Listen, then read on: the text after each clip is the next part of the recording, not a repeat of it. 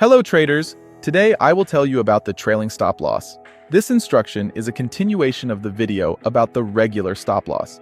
If you are not familiar with the concept of a stop loss, I recommend watching that video first and then coming back to this one.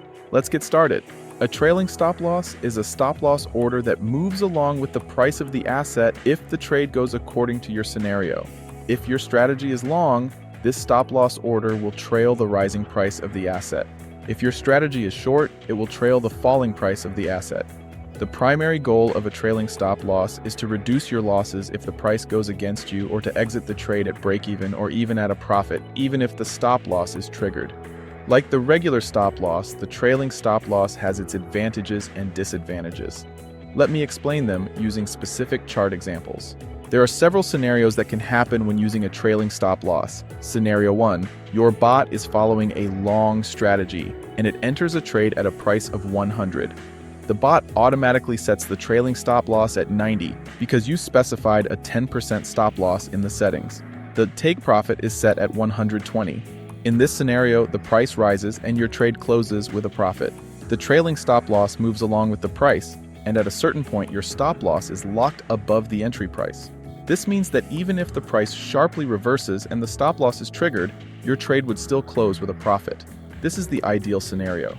However, it doesn't always happen that way. Scenario 2, the price rises and the trailing stop loss moves with it. But at some point, the price reverses and the order is triggered. However, it's triggered at 97, not at the original 90. Yes, you incurred a loss in this trade, but it's significantly smaller than it would have been with a regular stop loss order or no stop loss at all. Alternatively, you would have had to endure the loss for some time to close the trade at a profit. Scenario 3. This one is frustrating. The price rises and the trailing stop loss moves with it. At some point, the price sharply reverses and the trailing stop loss is triggered.